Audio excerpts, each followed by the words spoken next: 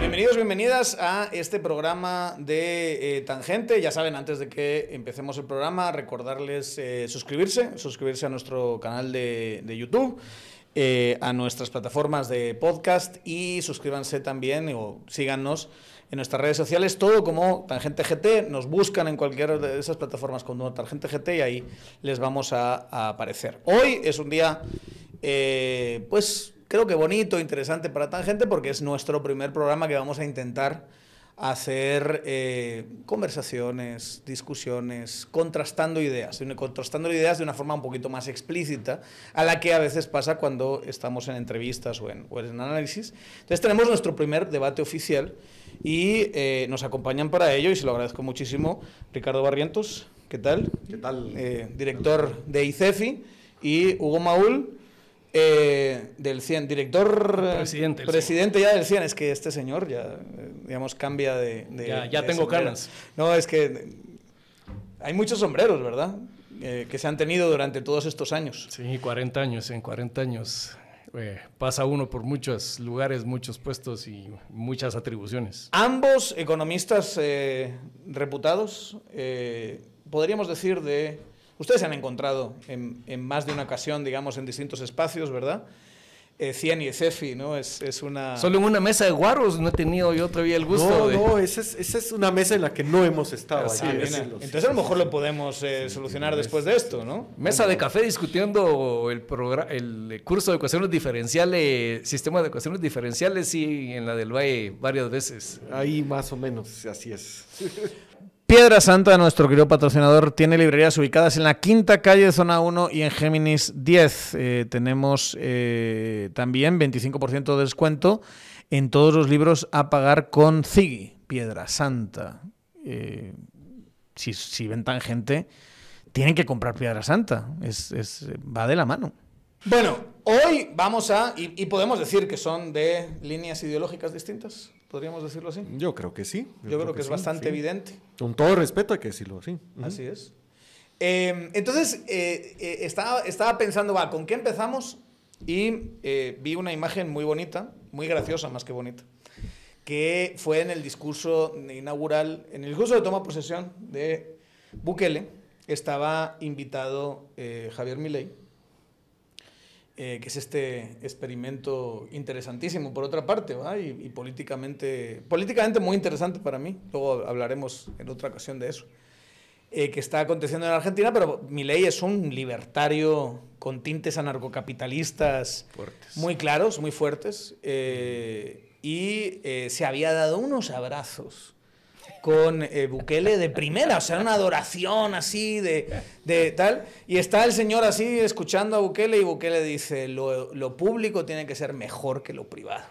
Y yo pensaba, Milei debe estar diciendo, bueno, me va a dar un patatús ahora mismo, escuchando a mi amigo al que de alguna manera me he vinculado, ¿no? Simbólica, ideológicamente, no sé, diciendo algo que está completamente en las antípodas, ¿verdad? De esa interesante asociación de ideológica, vamos a decirlo así, política, de Latinoamérica en estos momentos. Entonces, pensé en eso y luego pensé, estamos discutiendo una ampliación presupuestaria, ahora mismo. Y dije, ¿por qué no hacemos un debate sobre, iba a decir el tamaño del Estado, pero mejor, quizá a lo mejor enmarcarlo en, ¿queremos más o menos cosa pública? ¿Queremos instituciones más fuertes o creemos que Guatemala puede tener una salida dejándolo como está? No digo reduciéndolo quizá, o quizá reduciéndolo, Hugo, no sé qué vas a decir. Un poquito un debate general, si quieren podemos acabar en discusiones más particulares sobre lo público en Guatemala, que creo que siempre es muy interesante. Y se lo planteé a los dos, y los dos la verdad es que me dijeron que sí enseguida, ¿verdad? No hubo ni una, porque a veces hay que rogar, hay que por favor, hay que explicar, hay que mandar, no quiero que se detalle exactamente qué vamos a hablar. Los dijeron, sí, démosle, puedo, lleguemos ese día, tal. ¿Hace falta más o menos cosa pública en Guatemala, Hugo? A mí me parece que esa es una pregunta equivocada, porque al final de cuentas yo no creo que sea lo grande o lo pequeño del Estado o lo fuerte y lo débil del Estado, Porque si hiciéramos esa, digamos, si tuviéramos estos dos ejes de referencia, aprovechando que hay un matemático aquí enfrente, uno podría decir, puedo tener un Estado muy fuerte, un Estado muy grande, muy débil, como es ese populismo kirchnerista que regala dinero, que da privilegios. Puedo tener un Estado muy débil, muy pequeño, que sería lo que le encantaría a las mafias. Haití, digamos, ese puede ser el cuadrante de Haití. Sí, el cuadrante de Haití. Podríamos tener un Estado muy fuerte, muy grande, que sería un intervencionismo, no sé, tipo quizás el socialismo europeo, y podemos tener un Estado pequeño y fuerte. Entonces, aquí la pregunta fundamental, creo que hay dos vertientes. Una es una discusión teórica y otra es una discusión práctica. En la teoría estoy segurísimo que Ricardo y yo estamos muy lejanos, pero lo que pasa es que la realidad y el día a día lo obliga a uno a ver patrones de comportamiento que hay que corregir, sea un Estado grande, un Estado pequeño, un Estado fuerte o un Estado débil. Entonces, en ese sentido, yo creería, Daniel, que en este momento, para la discusión en Guatemala, yo no me preocuparía por el tamaño del Estado per se, sino con lo que ya tenemos, Exacto, cómo nosotros hacemos algo distinto. Y después, cuando yo arreglemos esto, entonces nos agarramos a trompadas, vas y pones un ring, pues venimos aquí en el siguiente round. Pero por de pronto, creo que esa es una discusión práctica. Ahora, en lo teórico, pues sí, yo provengo de las filas liberales, pero no las filas liberales del anarcocapitalismo ni de la derecha conservadora. Yo realmente con el paso del tiempo he descubierto en el liberalismo alemán, en el ordoliberalismo que se le llama, lo más parecido acá es la economía social de mercado, una vertiente donde se mezcla, por supuesto, un Estado fuerte que es capaz de hacer cumplir las atribuciones que tiene encima, pero que a la vez tiene un limitado papel en la vida de las personas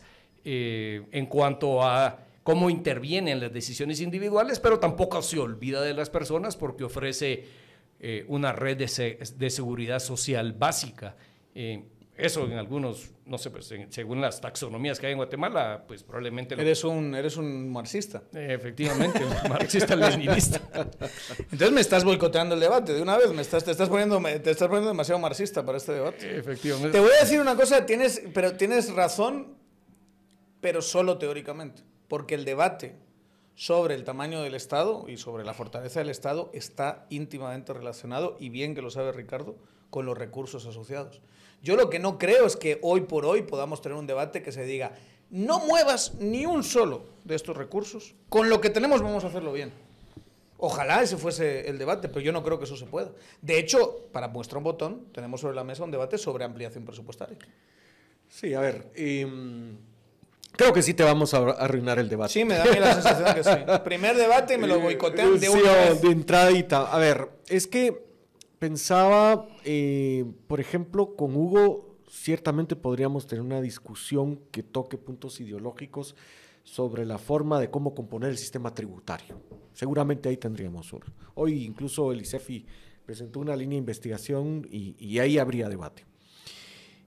Por el lado del gasto, de lo que hace, mira, es que realmente el Estado de Guatemala es tan precario, es tan pequeño, que casi en cualquier lado no hay discusión si eso no es excesivo. O sea, ¿quién no quisiera tener una policía o un sistema de administración de justicia que no estamos pidiendo que crezca mucho más, que funcione, ¿verdad? Pensaba yo en el Ministerio de Desarrollo Social.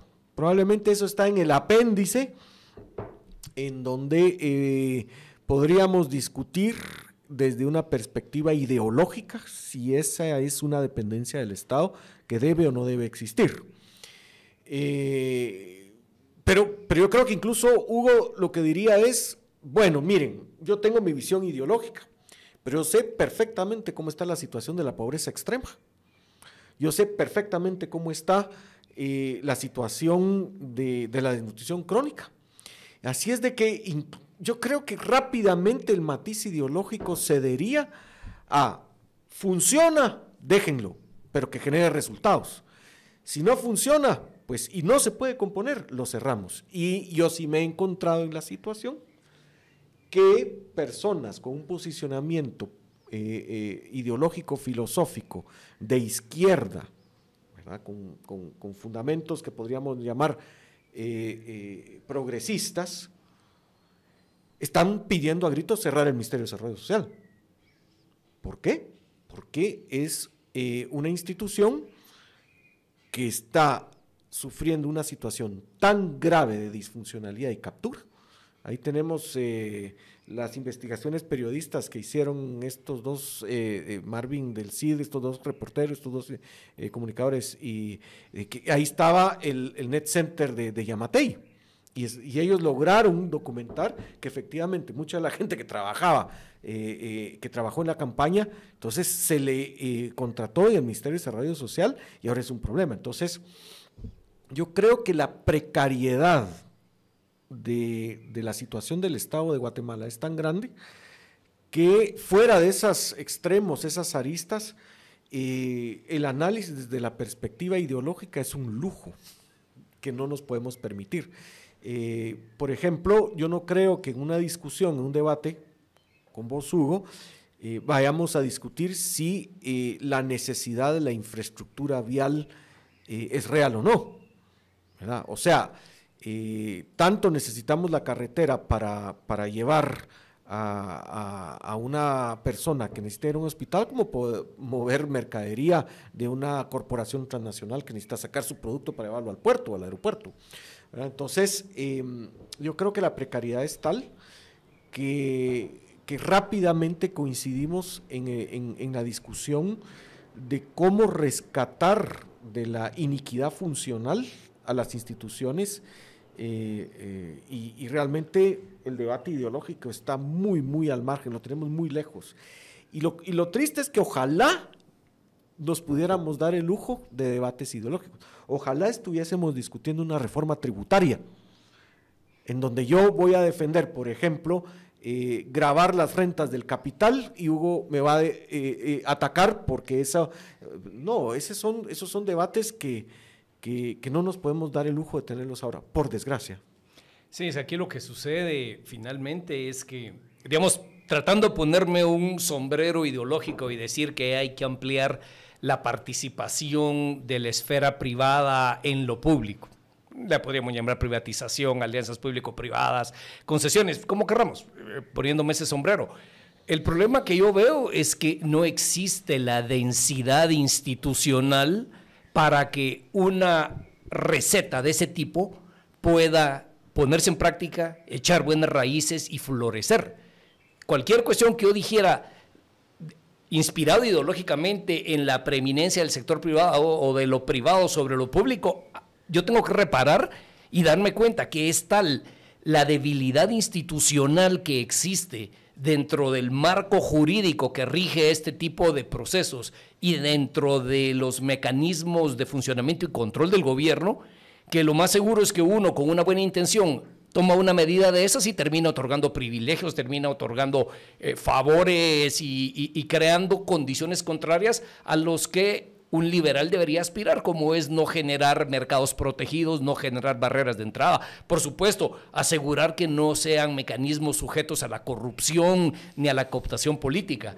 Entonces, pues sí, yo en teoría te puedo decir que sí, y Ricardo creo que en teoría podría decir que no, pero al final esa debilidad es tan grande que yo no me debería decirlo. Y si me cambio el sombrero y me pongo el sombrero cincuentero del Dirección de Obras Públicas, Ministerio de Transporte, Caminos, pues sí, a lo mejor se pudiera devolverle al Estado la capacidad que construya, que planifique. Que y que diseñe, ¿sí? Sí, pero el problema es que vuelvo al mismo punto, con la debacle y debilidad que tenemos dentro del Ejecutivo, en el servicio civil, en las reglamentaciones que tienen que ver con presupuesto, que tienen que ver con evaluación de proyectos, etcétera. Tampoco garantizamos nada más que salirnos muy felices porque nos dimos gusto con nuestras creencias, pero en la práctica al final tenemos limitantes que a mí, en mi caso, pues sí, yo dejo un poco en hold la ideología. Hagamos una metáfora, nos queremos agarrar a trompadas con Ricardo. Bueno, pues tenemos que ponernos de acuerdo en hacer el ring, ¿verdad vos? O sea, el ring, la duración de los rounds, cómo van a ser los guantes y cómo van a ser las reglas. Pero hoy no tenemos eso. Entonces, bueno, antes de las trompadas, el acuerdo para el tamaño del ring. Así es, exactamente. Bueno, entonces, hablando del tamaño del ring, porque aquí lo que están expresando los dos, en esta especie de trampa, ¿verdad? Que estamos describiendo una trampa. Estamos en una trampa. Boicot. No una trampa de ustedes hacia mí, que eso es evidente, ¿verdad? Esa es más que evidente, no la voy a describir, sino incluso en su propia descripción hay una trampa en la que nos encontramos como país. Y es, estamos tan débiles que ni el liberal, ni la postura un poquito más socialdemócrata, si se quiere, o más progresista, es capaz de encontrar una salida coherente a su ideología. Uno dice, pues estoy dispuesto a cerrar ministerios, así estilo Milei, fuera ministerio, porque estamos en esa situación, al margen de la ideología, y tú me estás diciendo, no podemos ni siquiera construir un buen proceso de privatizaciones porque estamos tan hechos, ¿verdad? Estamos hablando de actos de desesperación, creo yo. Está bien, pero entonces hay que trazar una ruta, es decir, ¿cómo salimos de la trampa? Y ahí yo creo que sí merece la pena discutir si salimos de la trampa creando más institucionalidad, intentando ampliar recursos, como lo que está encima de la mesa, como un debate muy específico ahora, una ampliación presupuestaria de 14.000 millones de quetzales, o tenemos que hacer un ejercicio de maximización con lo que tenemos. O nos fiamos tan poquito de nuestras instituciones, que es un poquito lo que tú estabas diciendo, nos fiamos tan poquito de nuestras instituciones que mejor no darle más de lo que tienen, porque ya están hechas basura. ¿Cuál es el camino? ¿Cómo salimos de la trampa? La trampa me la han descrito muy bien los dos, desde distintas perspectivas ideológicas. Yo creo que decía actos de desesperación, porque yo creo que cuando pongamos ejemplos de países que tienen gobiernos o sistemas, llamémosle de izquierda o derecha. Por ejemplo, a la izquierda pues están los sistemas nórdicos, aunque han tenido ya un viraje a la derecha. Suecia tiene un gobierno claramente que no va. Pero por ejemplo... Aunque ese gobierno, perdón, de Suecia... económicamente hablando, aquí sería marxista-leninista, ¿verdad? Pero claro. O sea, porque hay cierto consenso del estado de bienestar. Pero digamos que hay digamos, sociedades que le apostaron con grados de éxito a estados de bienestar.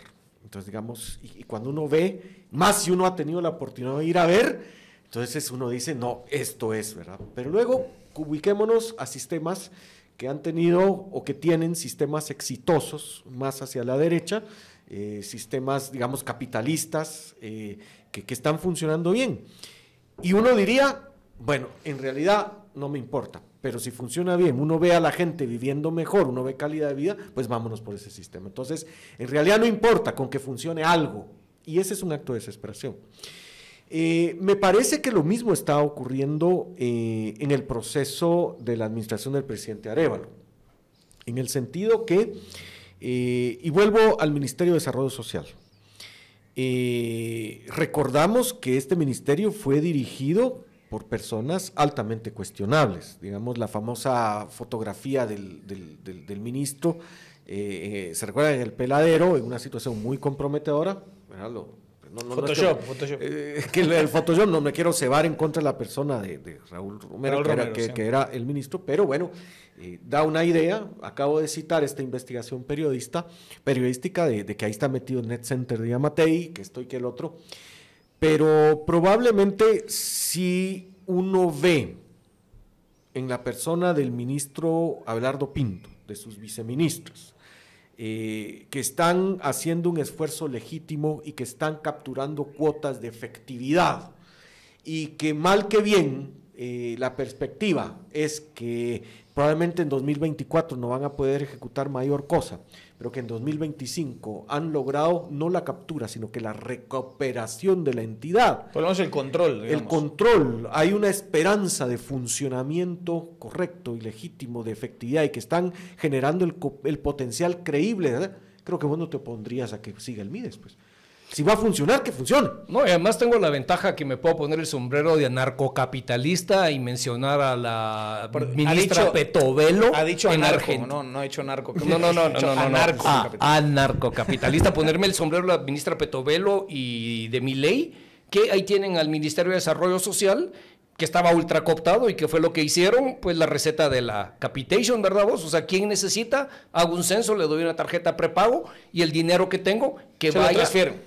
Esto sí, hay que hacer una buena evaluación para que le llegue a los más necesitados. Esa es una política hoy anarcocapitalista, avalada por Milei, aunque quizás a algunos que nos miren no le gusta que yo lo diga, pero... Sí, son las típicas políticas de financiar la demanda, digamos. Sí, pero es que lo que sucede, Daniel, es que tal vez es por ya lo que hemos vivido aquí, Ricardo y yo, conociendo la cosa pública desde adentro. Ya peinas canas. Sí, no, y también a uno se le ha caído el pelo porque hablar es muy fácil, pero todas esas ideas, después llevarlas a la práctica, ahí es donde se nos escapa el agua entre las manos.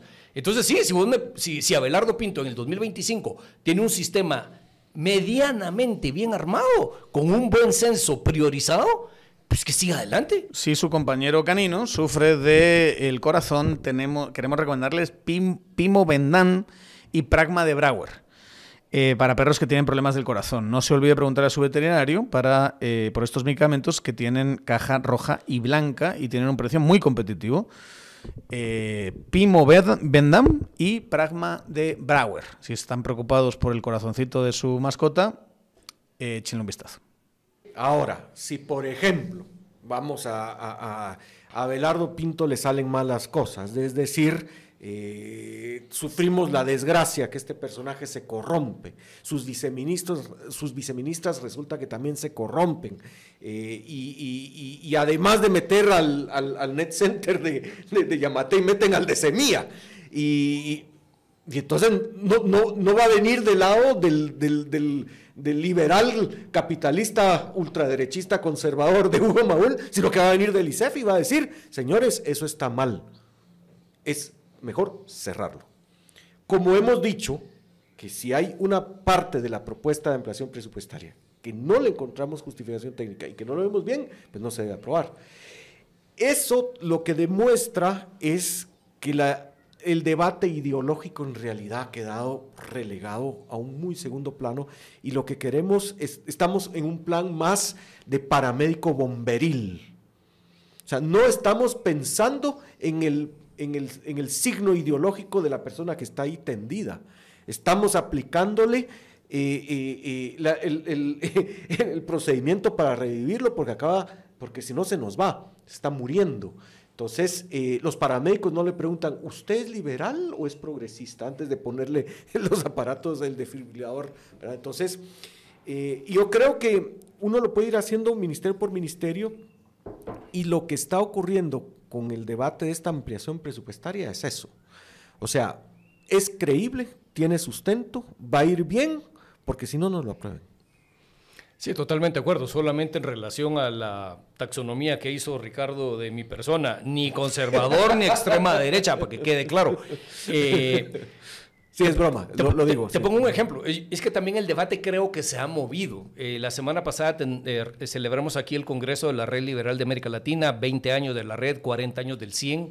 Y al final nosotros como liberales, si quieres, liberales clásicos, no conservadores ni radicales anarcocapitalistas, una de las cosas que celebrábamos era poder estar en Guatemala hablando de liberalismo con un gobierno y un presidente que no piensa lo mismo que nosotros, pero con plena seguridad de que la libertad de expresión está garantizada y que no iba a haber ningún tipo de persecución o amenaza o lo que fuera. Entonces también uno como liberal, o sea, no puedo ser liberal si no soy democrático al mismo tiempo. La democracia liberal, los derechos humanos fundamentales, las libertades civiles. Yo creo que cuando llegamos a ese punto resulta que esas diferencias económicas se borran porque hay un bien mayor que es mantener la democracia liberal, la separación de poderes, todo esto que hemos peleado tanto, porque sin eso finalmente todo lo demás no podría darse. Ahora, claro, hay expresiones más extremas, pues sí que quisieran que en Guatemala se gaste el 5% del PIB el gobierno, pero el problema es que te puedes gastar el 5 o el 50, que mientras no reformes profundamente tu sistema de justicia, el anhelo de seguridad, orden, Estado de Derecho, no lo vas a alcanzar.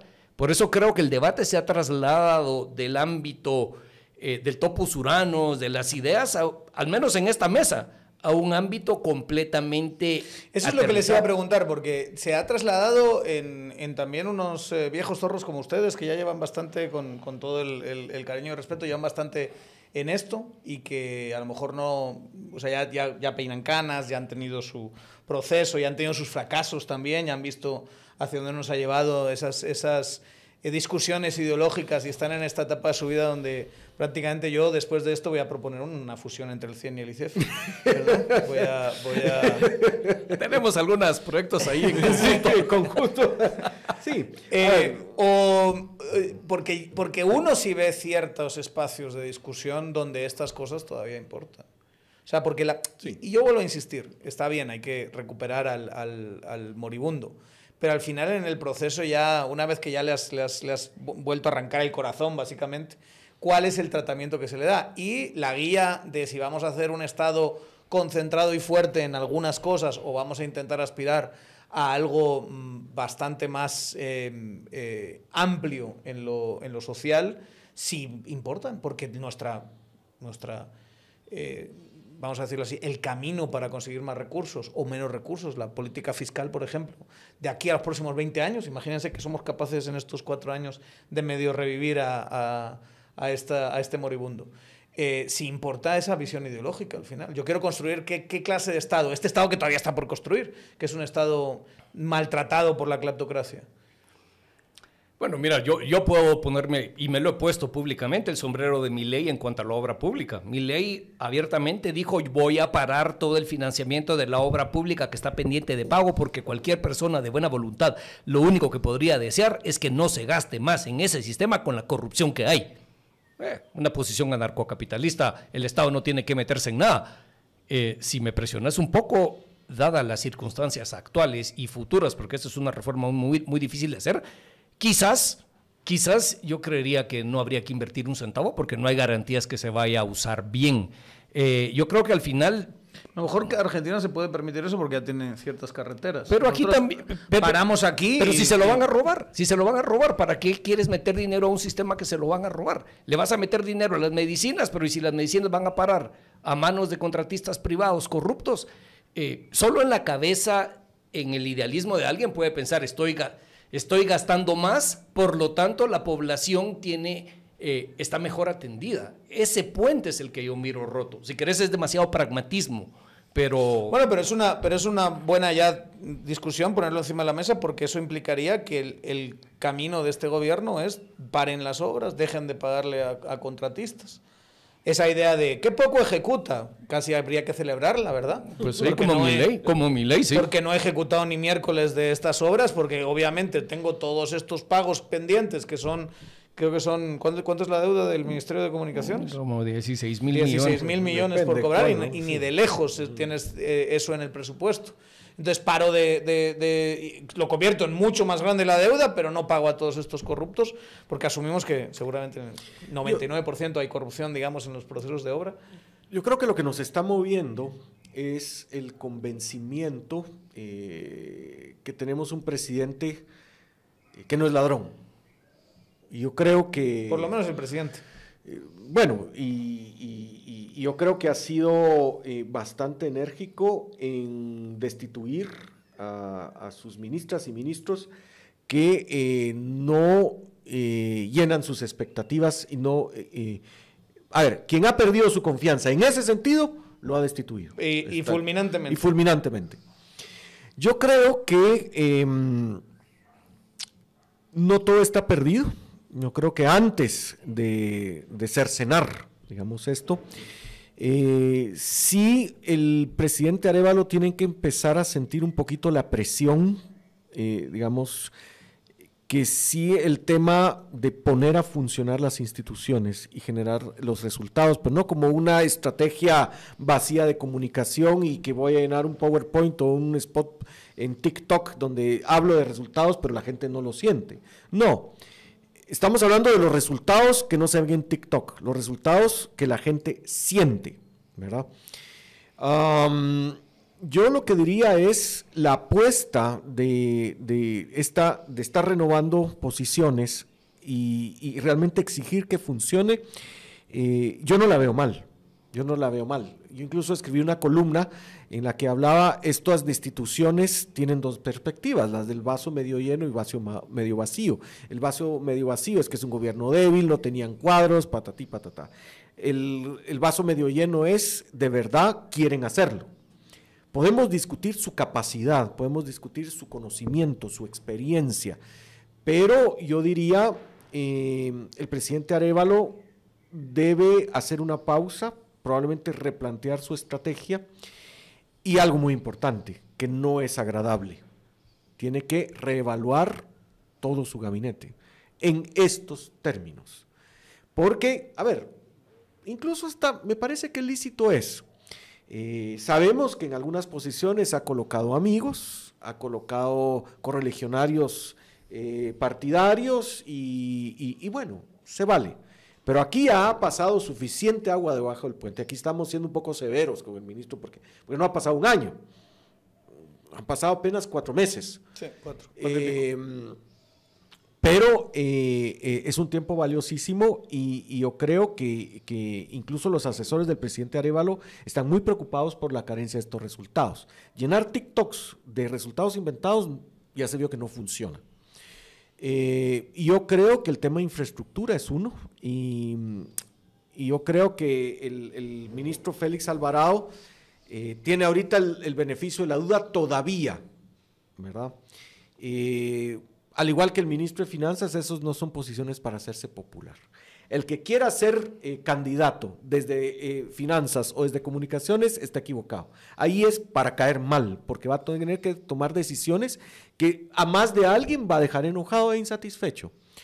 Creo que el presidente tiene que abrirse más, no porque le sobra gente que le llega a decir qué es lo que hay que hacer, pero sí consultar otras perspectivas, y me parece que sí tiene que tomar un poco una actitud más enérgica, más decidida.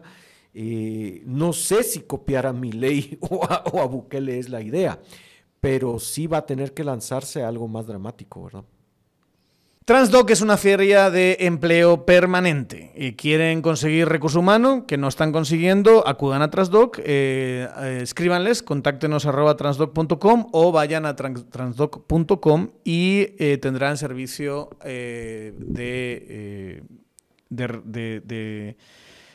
para encontrar este recurso humano que necesitan, hojas de vida, publicación ilimitada de vacantes y usuarios reclutadores ilimitados. Transdoc.com o contáctenos @transdoc.com.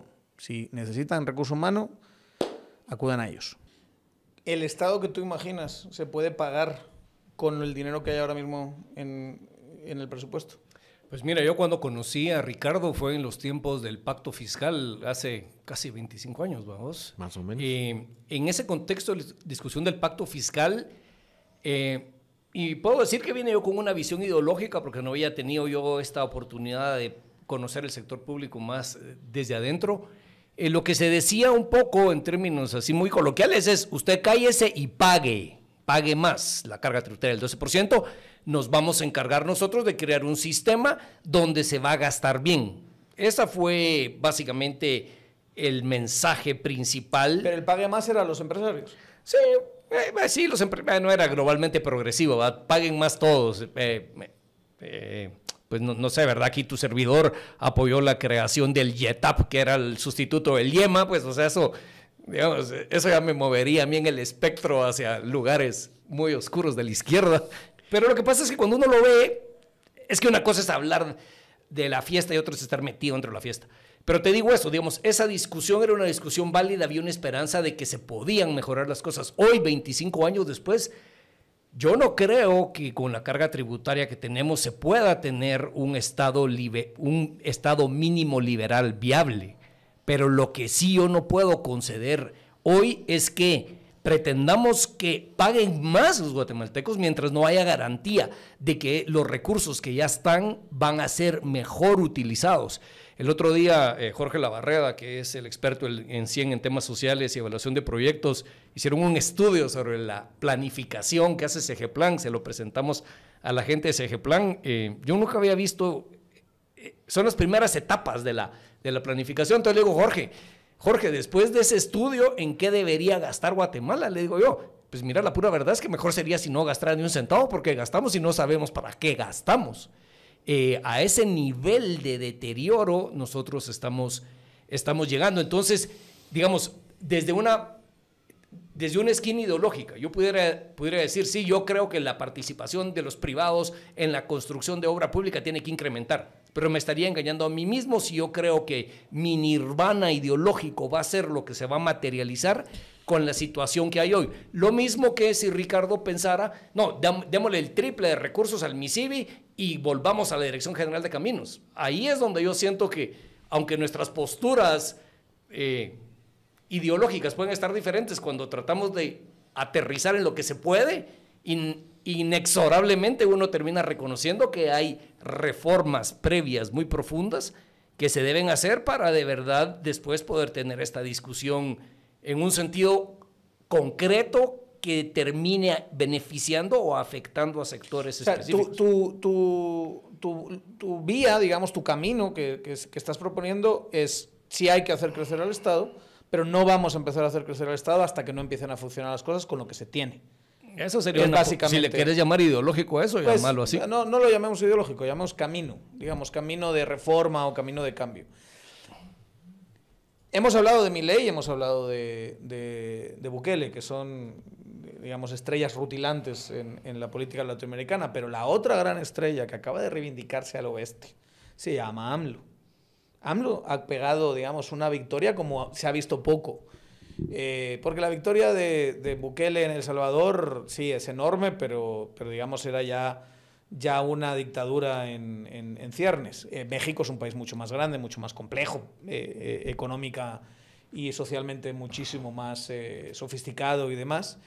Y tiene una larguísima tradición política. El tipo entró con un discurso anticorrupción, pero el éxito de esta persona, corríjame si me equivoco, de su proyecto político Morena, no ha sido mejorar las cosas para hacer crecer el Estado, sino que ha sido de una vez generar unos programas sociales tan fuertes que se ha reivindicado con una parte de la población que no sentía que le estaban dando nada los gobiernos anteriores, aparte de que la oposición planteó básicamente lo mismo. Ese es un camino que el de México y el éxito de AMLO, refrendado en las urnas, que no es el que tú estás planteando ahora mismo.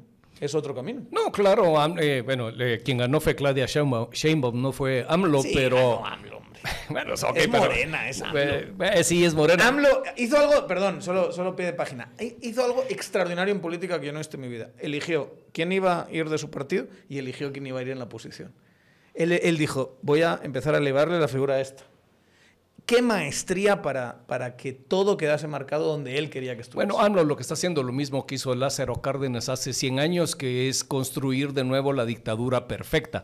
Y cuando uno conoce la historia mexicana y ha vivido en México, al final es una concentración de poderes con un desarrollismo, porque yo ni me animaría a decir que eso es socialismo, un desarrollismo que reparte, pero que también concentra riqueza en quienes tienen el poder. Y los amigos mexicanos que yo tengo, que la gente con la que yo estudié, que es gente conservadora, y mis amigos de izquierda, se quejan de la transparencia y la combate a la corrupción del gobierno. Entonces, yo siento que es un Morena igual que el PRI, que sí, efectivamente, si vos le das a la población que la has tenido marginada por ineficiencia o por corrupción, la gente te va a responder. El punto fundamental es que ese modelo, de mi parte como liberal, a mí no me gusta en lo más mínimo, sobre todo por la concentración de poder y la constitución de un proyecto monolítico donde eventualmente de verdad pueden construir una dictadura que les dure otros 70 años. Ahora, en la parte de cómo hacen la política social y su política económica, también hay miles de bemoles que creo que desde una perspectiva liberal no son aceptables, pero también desde una perspectiva técnica de la izquierda uno se la puede tomar tan fácilmente.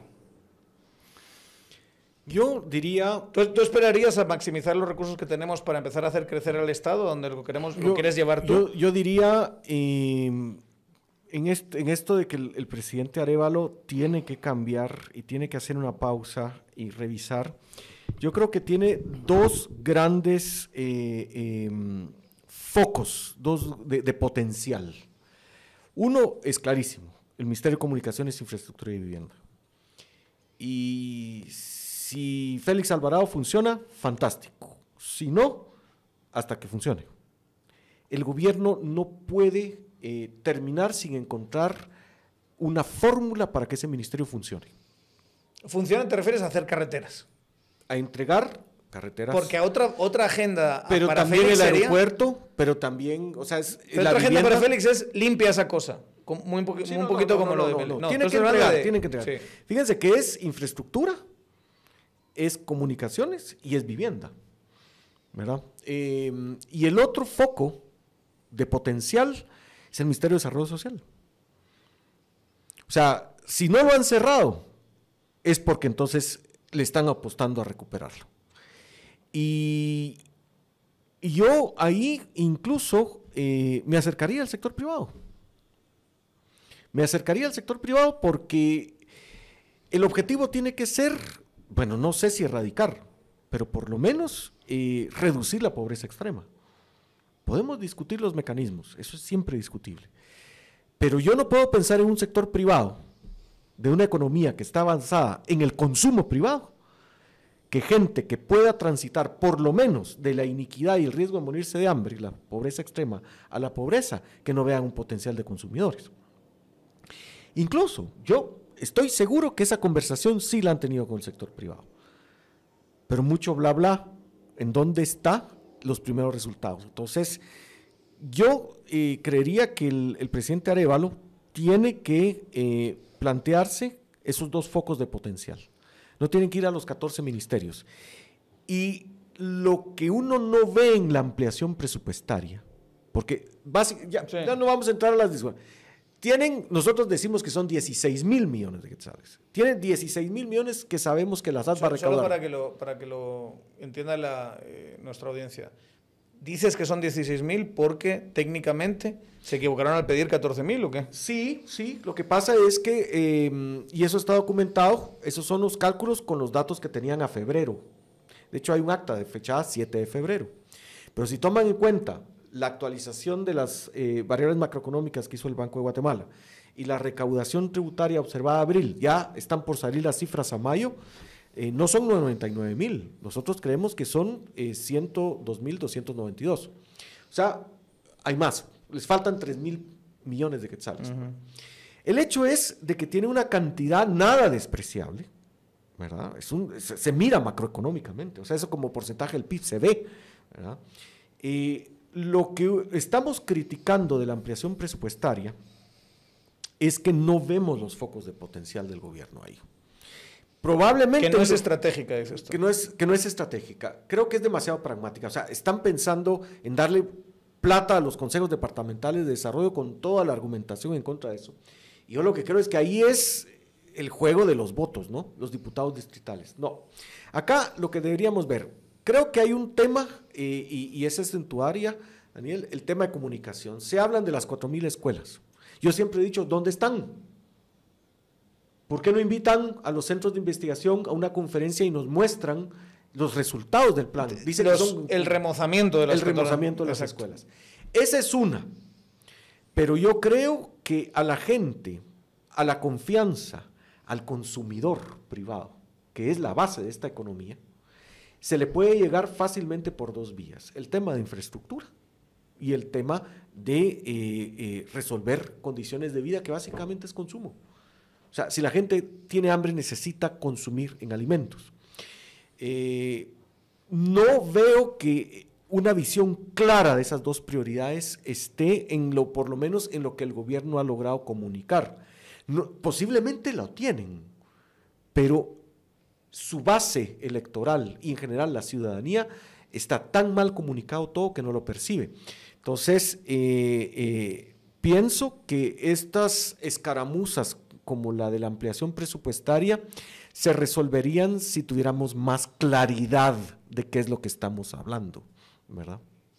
Pero todo eso lo plantearías como una forma de reivindicarse políticamente y sobre esa legitimidad construir más cosas.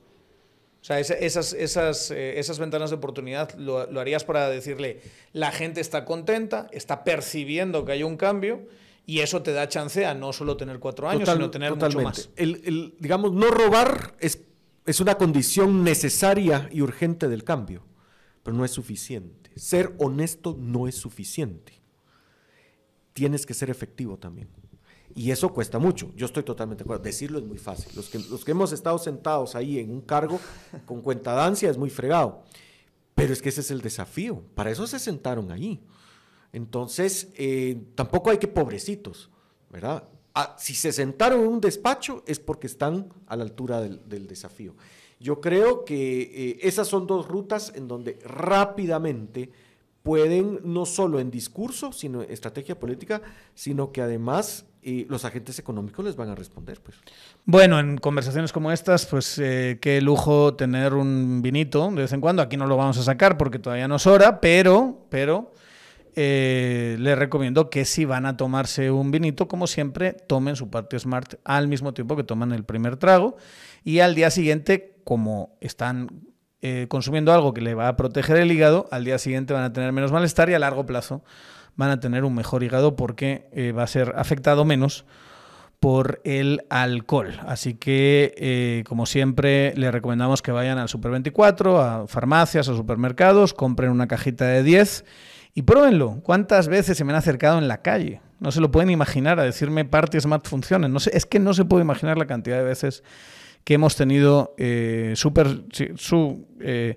servidor y gente del equipo esa experiencia. Party Smart, la forma inteligente de tomarse siempre con responsabilidad, con agua, con comida, su traguito para las buenas conversaciones.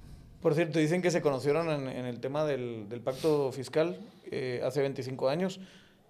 ¿Cómo ven ese proceso? ¿Lo consideran hoy un fracaso o algo se avanzó o no? No, mira, yo creo... Yo cuando llegué lo vi con ojos ideológicos, me sentaron en una mesa donde estaba Eduardo Velázquez, con quien el lunes estuve echando unos tragos muy sabrosos ahí en el centro.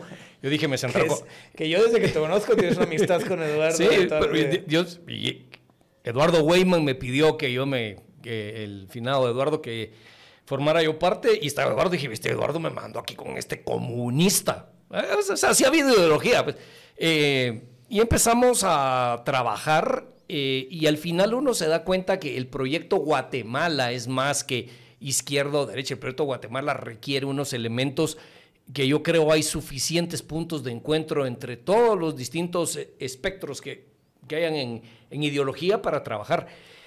Mira, yo del pacto creo que lo más importante es que el pacto se convirtió en un decálogo de buenas prácticas fiscales que todo mundo compartía.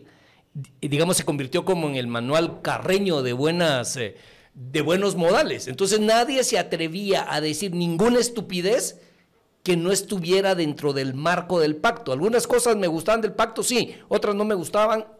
O sea, a mí no me satisfacía plenamente desde mi ideología el pacto fiscal.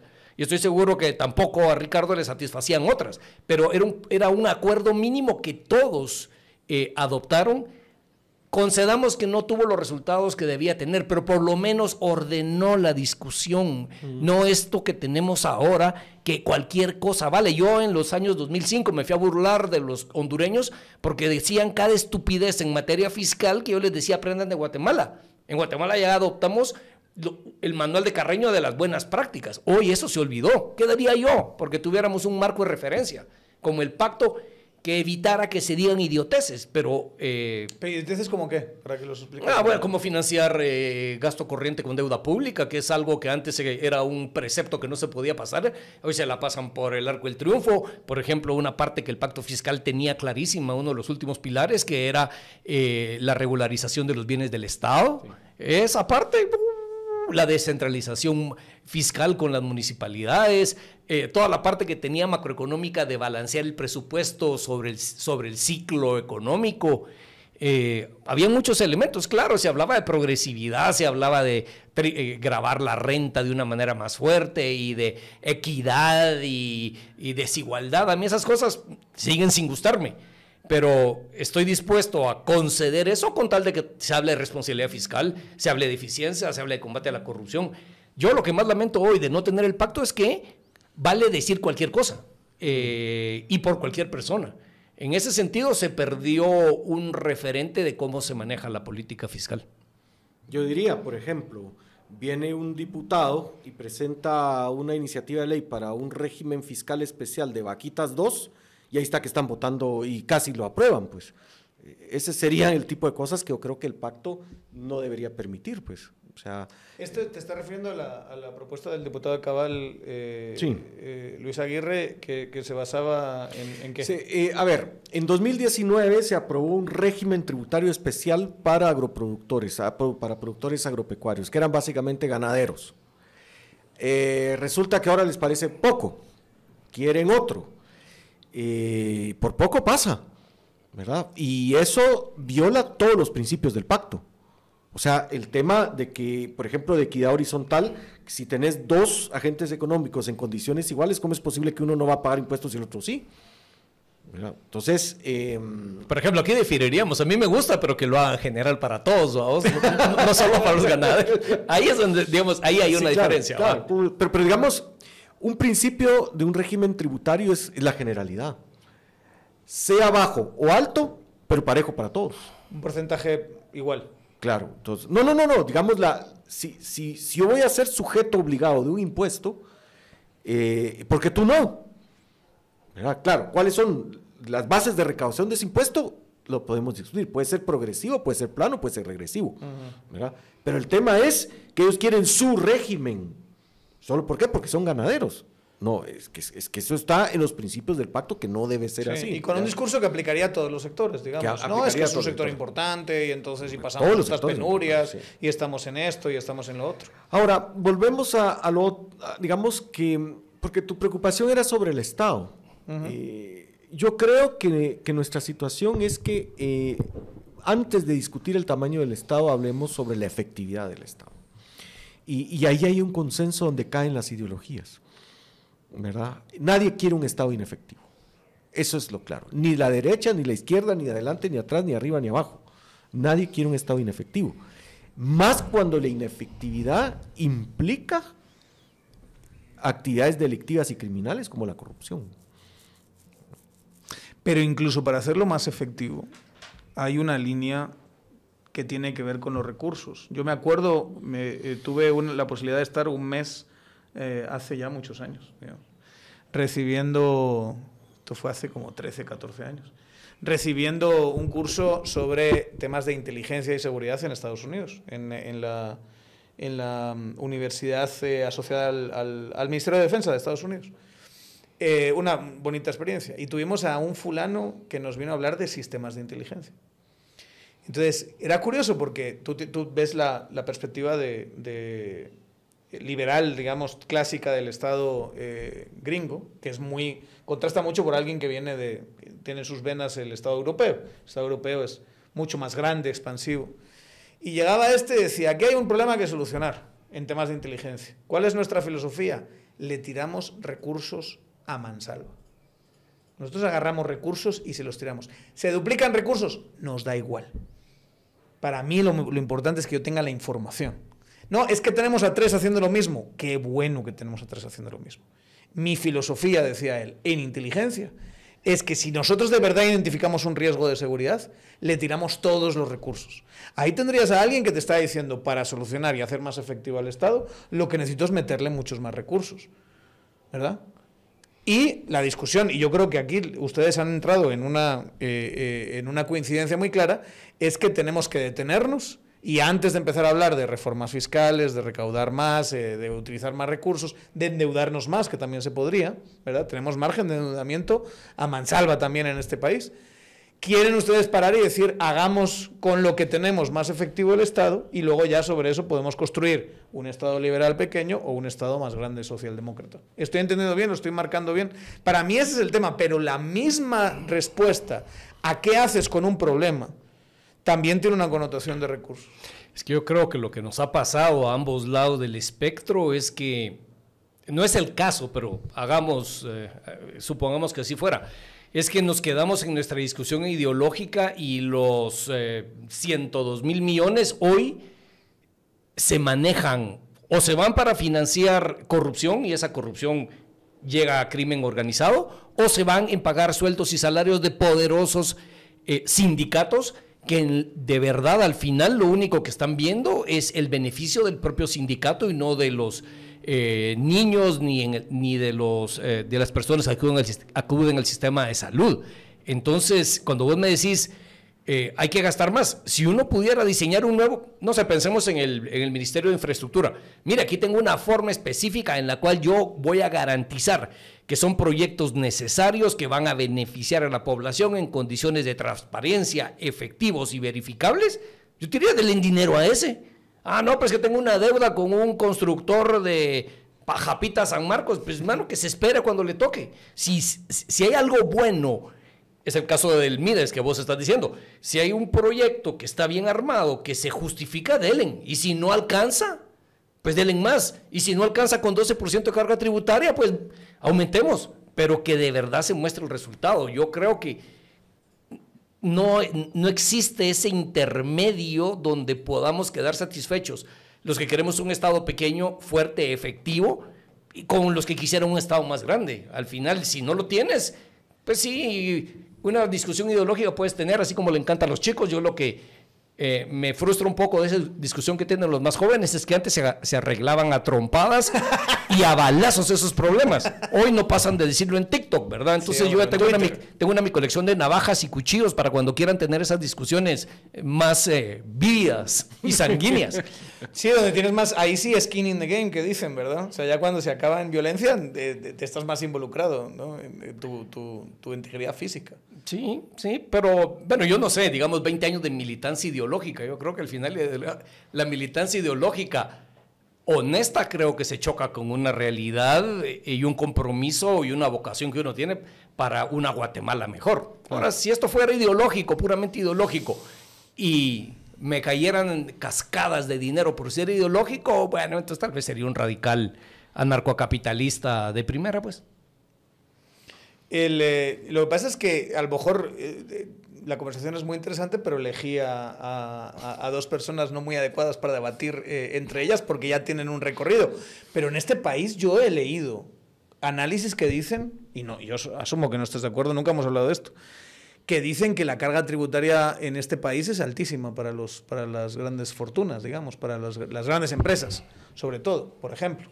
Que es una cosa que llamaban presión fiscal o algo así, ¿verdad? Sí. O sea, digamos, es que si empezamos con esa clase de elementos de discusión, dices, bueno, pues yo lo hay que creo reducirle es que impuestos a las grandes compañías. a nivel individual, si estamos hablando de un contribuyente honesto, de una empresa, una corporación que no miente en sus declaraciones, que no exagera sus costos y gastos deducibles, pues no sé si es exageradamente alta, pero por lo menos está en el promedio mundial, no es baja. El problema es que la carga tributaria, como un promedio, aquí la falacia estadística de los promedios, que es que agarremos la cantidad de impuestos que se recaudan dividido el Producto Interno Bruto, la producción, que incluye al sector informal, incluye a los tramposos, ¿verdad? Entonces, ahí es donde es muy baja. Como país, como promedio, el nivel de impuestos que como sociedad le llegan al fisco son bajísimos. Pero eso no quiere decir yo que la tasa que yo esté pagando, tal vez la sentiré muy alta contra los resultados que estoy viendo. Me duele pagar los impuestos. Pero, digamos, una tasa de impuestos sobre la renta de 25% sobre utilidades con unas deducciones generosas no es excesivamente alta en términos de los promedios mundiales. El problema es que si solo yo estoy pagando y en mi sector Hay un el montón de gente que no paga. 40% que no pagan nada, o sea, aquí ser ganadero honesto de ser de la gran diabla. Pero los hay. Pero los hay. Se los lleva la pero gran diabla. pero exacto, entonces yo creo que ahí es donde está el tema de la carga tributaria baja, ¿no? Hay mucha gente que no está pagando lo que de conformidad con su capacidad de pago podría tributar. Y se viola el principio de generalidad y justicia. O sea, que hay una norma, si querés diseñamos un flat tax o aplicamos un ISR progresivo, pero que sea general, ¿verdad? O sea, si estamos en iguales condiciones, tenemos el mismo tratamiento. Sí, y que pueda ser implementable a todos, digamos. Que sea implementable a todos. Ese es un problema. Ahora, ¿con qué legitimidad? Que es lo que hemos visto, y me recuerdo la expresión de el entonces exalcalde Álvaro Arzú Irigoyen, que en paz descanse, cuando la SAT pensó en ir a inscribir a la fuerza a la gente que estaba en los mercados cantonales. ¿Se recuerda que fue la famosa, si quieren repartimos bastones y, perdón, pero estoy citando históricamente. Sí. Quote. Los recibimos a morongazos, ¿verdad? Pero dejen eso. Yo conozco auditores fiscales que, por ejemplo, recuerdo un caso en el departamento de Chiquimula, que fue a un negocio, una persona honesta, sacó la computadora, hizo un ajuste y al salir le metieron un tiro por la espalda. Y para proteger a la familia del auditor fiscal que habían asesinado, se dijo que había sido delincuencia común. No, el tipo fue a hacer su trabajo. Entonces, esa agresividad a pagar lo que en justicia uno podría pagar, tiene que ver porque es que no solo es el lado del impuesto, pues, o sea, es muy difícil para mí, que yo sí creo en sistemas tributarios progresivos y fuertes, pero para mí es muy difícil hablarle a una comunidad que se formalicen, que paguen impuestos y no tienen drenaje. Si las calles ni siquiera, o si están adoquinadas, el adoquín dura 2 meses, que no hay escuela, que no hay esto, o hablemos en términos de competitividad. ¿Cómo voy a hablar yo de montar una planta de alta tecnología en donde la empresa seguramente va a querer llevar a sus gerentes y a sus familias y ni siquiera hay centro de salud? Entonces, vuelvo otra vez, este gobierno tiene buena parte de la tarea hecha. Hay un convencimiento que el presidente no es ladrón y que la mayoría de los ministros, si no todas las ministras y los ministros, no son ladrones, y el que ha abusado se le ha destituido.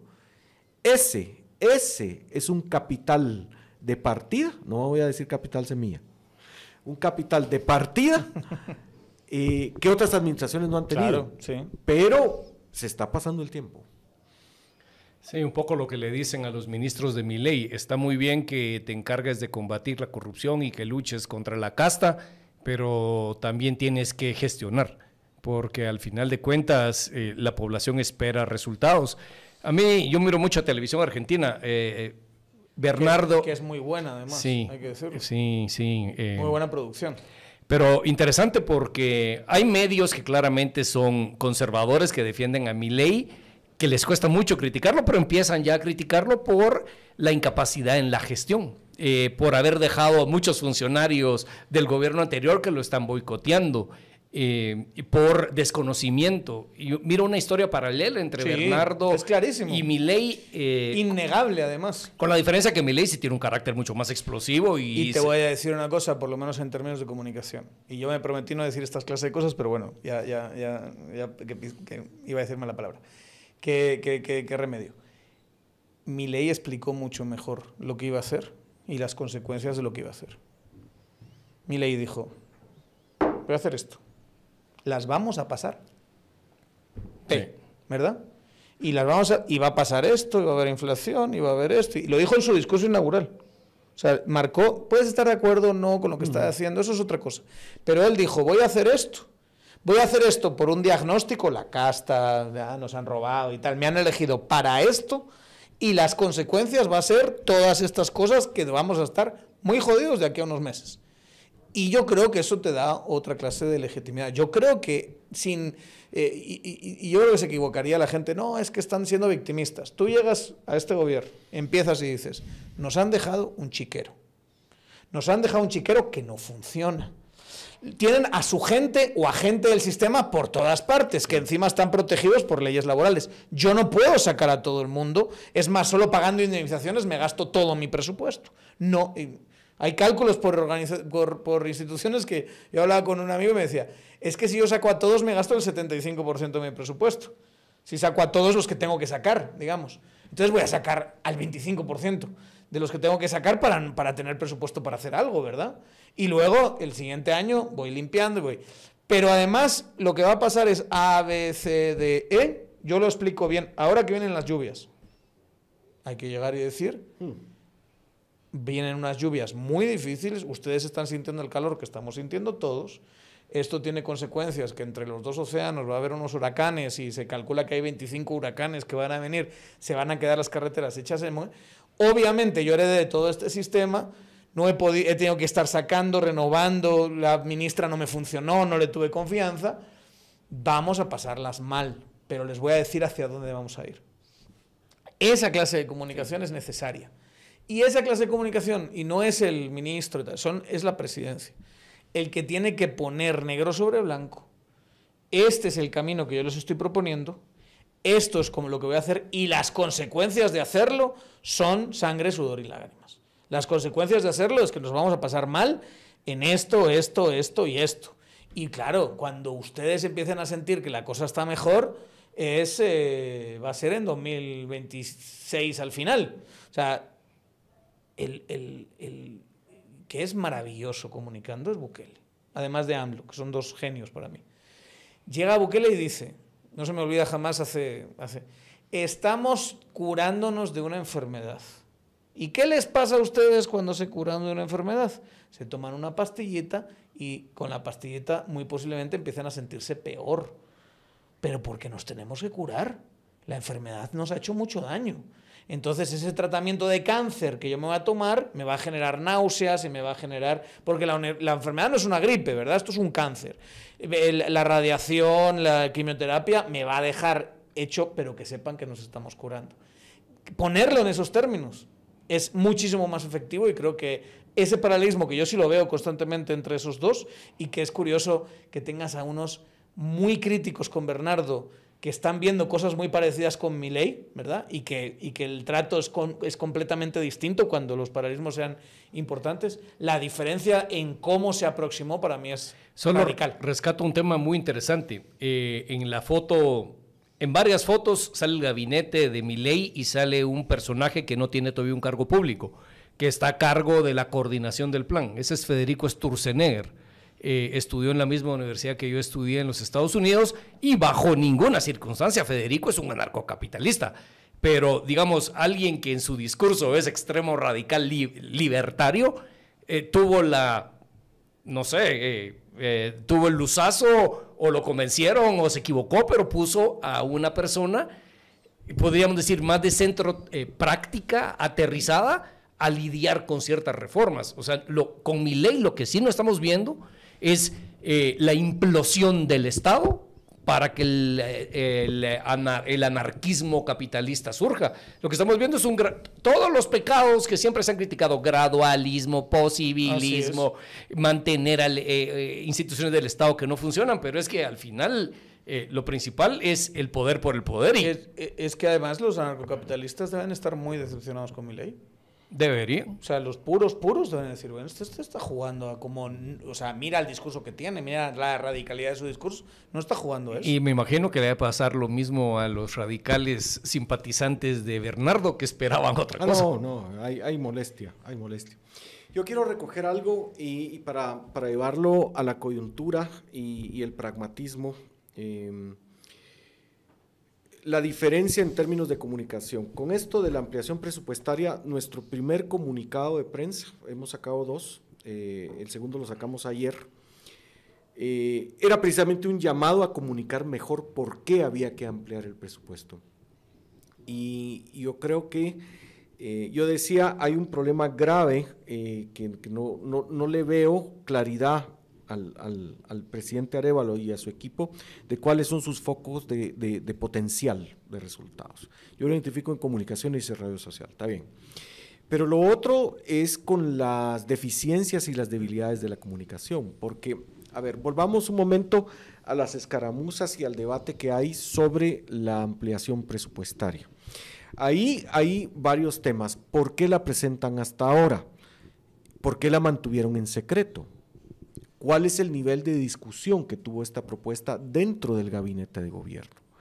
O sea, las ministras, los ministros, los secretarios de Estado la conocían perfectamente y estaba ampliamente discutido en el gabinete ampliado, o hubo ministros que fueron sorprendidos y que se enteraron de la iniciativa de ley porque se las enviaron a alguien del Congreso de la Prensa. Creo que esta ampliación presupuestaria está enfrentando dificultades que pudieron haberse evitado, primero, si la comunicación interna del gabinete hubiese sido con más sentido de equipo de gobierno. Y esta sí es una alerta roja carmesí, ¿verdad? Y lo segundo es, creo que quienes ahora hemos levantado alertas, hemos levantado críticas e incluso en el comunicado de ayer, el ICEFI se ha atrevido a decir que ese incremento al aporte extraordinario de los consejos de desarrollo es mejor que el Congreso no lo apruebe porque no le vemos justificación por ningún lado. El resto de la ampliación lo podemos, es discutible, pero esto en especial, esto hubiese sido totalmente evitado si, por ejemplo, nos invitan hace un mes, nos hacen la presentación y nos abren el espacio para decir, yo creo que su proyección de ingresos han avanzado, pero todavía no está bien por esta y esta y esta razón. O sea, ¿por qué ese hermetismo? ¿Por qué esa separación, digamos, esa compartimentación dentro del propio gabinete? Ese sí es un elemento que me preocupa y tu comentario, ahí sí que independientemente de la simpatía o antipatía, que yo tengo antipatía con el señor Milei, pero los resultados son los que están y cómo le está yendo es el hecho innegable. Y tú levantas un tema, el tipo hace equipo con su gabinete, tiene asesores que no necesariamente vienen del mismo grupo, pero que están probados en la funcionalidad y en la efectividad y comunica. Y tú dijiste algo, Bukele es quien es y probablemente AMLO también, sí, porque entre otras cosas son grandes comunicadores. Bernardo no. Extraordinarios. Entonces yo creo que el tema de, primero la comunicación interna dentro del gabinete y del gabinete ampliado. Y segundo, nada le costaba al gobierno invitarnos, por ejemplo a Hugo, y lo que teníamos que decir, hubiéramos podido decirlo, ¿verdad? Eso hubiera ahorrado mucha de la fricción que estamos viendo ahora. Bueno, mis estimados, qué bueno que estuvo aquí el Cienfi, ¿lo vamos a llamar? ¿Cienfi o Icefien? Icefien, ¿cómo lo llamamos? ¿Cómo querrás llamarlo? ¿Sabes qué es lo que pasa? Este matrimonio que hemos experimentado aquí. ¿Sabes qué es lo que pasa? Nosotros celebramos los 40 años y nos llegó una carta de Asíes, felicitándonos por los 40 años. Y la verdad, reflexionando, creo que ha pasado tanta agua bajo el puente que la gente honesta y de buena voluntad termina trabajando junta por un mismo anhelo. O sea, nos podemos matar con Ricardo en las pequeñeces, pero el gran proyecto tiene bases comunes y de esa cuenta, bueno, yo en mi particular devenir puedo trabajar perfectamente con alguien de orientación marxista como Eduardo Velázquez porque tiene claro que esto no es con autoritarismo, que no es con mafias, que no es con corrupción. Y con eso creo que basta para ir trazando esos destinos mínimos. Qué bueno que algunos amigos nuestros entendiesen eso. Que en realidad la agenda política de este país no es la que ellos creen. Amigos, ex amigos. Amigos del pasado. Amigos del pasado. Amigos del pasado. Antiguas relaciones. Amores del pasado. Antiguas relaciones. Vamos a dejarlo ahí. Pero es que, o sea, es tan básico eso, perdón. Sí. Es tan básico que la agenda guatemalteca no es una agenda para ideologías, ¿verdad? El ejercicio, yo quería acabar ahí, pero estos empezaron de una vez ahí, entonces, bueno, me boicotearon el debate, pero la conversación, como ustedes pueden ver, fue muy interesante y les agradezco muchísimo a los dos y estoy muy esperanzado en que me inviten además a la presentación de la fusión entre CIEN y CEFI, ¿verdad? El matrimonio hay que invitar a los amigos, ¿verdad? Y que haya un poco de... Es una función tangente esta que tiende hacia infinito por un lado, en un lado del dominio y hacia el menos infinito del otro. Bueno, Hugo, Ricardo, muchísimas gracias por estar aquí. Muchas gracias por venir. Pues no, ha sido un gusto y yo creo que sí está bien que debatamos y eso, pero yo quisiera cerrar con ese anhelo de que la oportunidad que Guatemala está viviendo ahorita, y es una oportunidad que está reconociendo y está apreciando todo el espectro ideológico, excepto los extremos. No siga pasando más agua debajo del puente sin que esos focos de potencial se pongan a trabajar, ¿verdad? Sí, efectivamente, yo creo que es momento de buscar intersecciones y no acercarse únicamente por la tangente y luego... No ser secante. Así es, efectivamente. Si sirve la tangente para acercar algo, pues aquí estamos. Muchas gracias a los dos. Y ustedes ya saben, denle a suscribir, denle a notificaciones. Volvemos, les prometo que el siguiente debate va a ser debate de verdad. Creo que lo vamos a tener los miércoles y estén atentos porque vamos a explorar múltiples distintos temas y múltiples distintas áreas. Aquí en Tangente, síganos, Tangente GT. Nos vemos en la siguiente.